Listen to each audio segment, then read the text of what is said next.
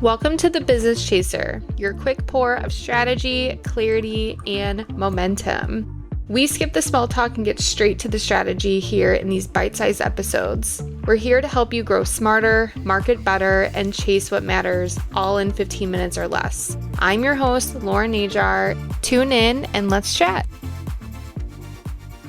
Welcome back to Business Over Cocktails. I'm Nicole.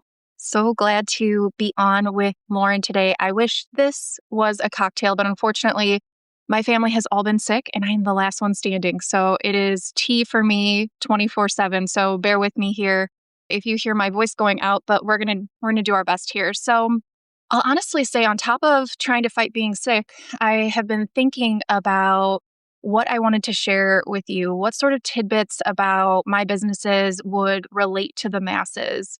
And I woke up at 1 o'clock in the morning, kind of wondering about my outline and thinking about all the things that I wanted to share. And I probably made too many changes last night, last minute, but it was one of those things that just couldn't get off my brain because I feel that this is so important to share the things that I've learned over the years, being in business, starting multiple businesses, trying to find the commonality, the next move, the business partners, et cetera, et cetera. So I put together 8 business tips for all of you.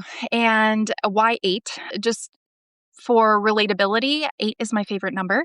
It is also a connection to my husband, both in our dating anniversary and our wedding anniversary. My kids' birthdays all have 8s in them, so 8 is what it is. Not because it's anything special for business, but special for me. So here we go.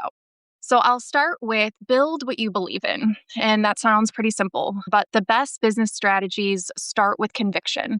If you wouldn't stand behind it publicly, it's not worth your energy privately. And it takes so much to build a business. So you have to put your energy really where it's worth.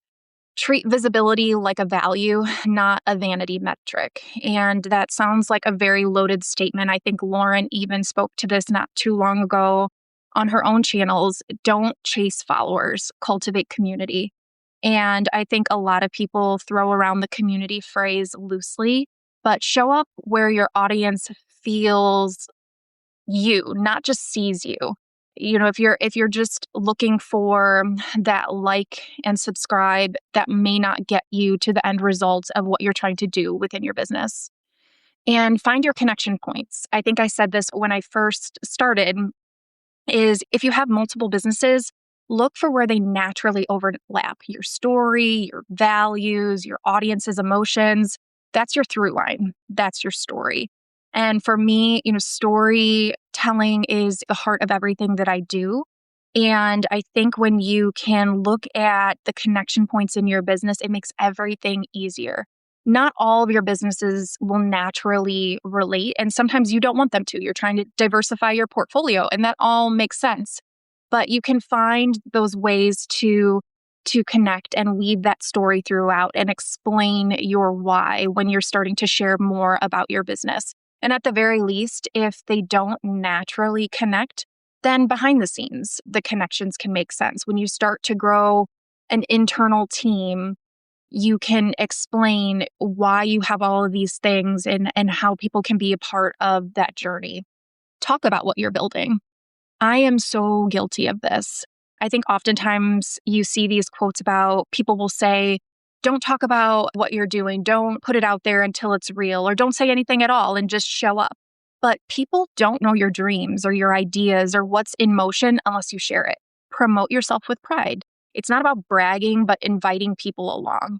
And I think you are more inclined to come up in rooms that you're not in when people know what is going on with you and what's on your mind. And then people want to connect with you, whether that's to work with you in your business or to build something bigger, to collaborate. There's so much opportunity if you just speak up. And I'm guilty of it. I do the same thing. I put in the work, I put in the time, and I don't often share what I'm doing. And I'm learning that myself multiple years in the making. Stay human in your messaging for point number 5. Whether it's a magazine column, a LinkedIn post, or a brand partnership, let people see the person behind the business. That's where the trust really starts. Anytime that you can make yourself relatable and real and make that connection point, people are going to perk up, and the right people, your target audience, are going to connect and want to work with you more starting off, et cetera, et cetera. Document and don't overproduce. Like I said, your audience craves real. Share what you're learning, what's working, what's messy, and they'll root for your success.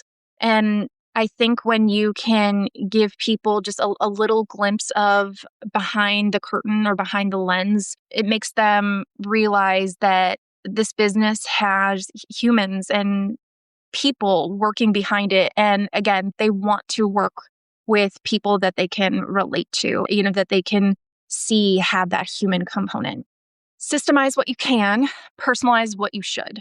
And this is another great point that, again, I think whether you have one business or multiple, that you need to automate the repetitive tasks, but never the human touch. So there are so many things that we do in our day-to-day in businesses that certainly can be automated, that can be handed off. And I think we get so bogged down in the minutia that we forget about that. So for me, that's bookkeeping and invoicing and things like that, things that don't sing to my heart. And I've learned how to automate those processes and hand those off to others. And that's really where you can be more efficient. It shouldn't come at the expense naturally of your empathy. So you put in the time, the energy to do those things and, really lean into the things that are worth your while. And I think lastly, keep the heart in the hustle. You're grinding, you're working as a business owner, you're on 24/7 oftentimes. And I think growth matters, but not at the cost of why you started. So protect your joy, protect your values and the impact you want to leave behind.